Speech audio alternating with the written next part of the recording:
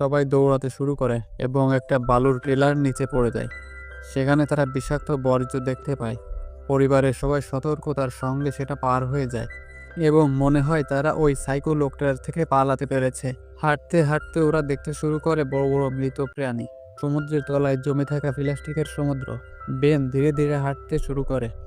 Julia বুঝে যায় ও ডিহাইড্রেশনের গণ্ডিতে এসে পড়েছে। ও সবাইকে থামার কথা বলে।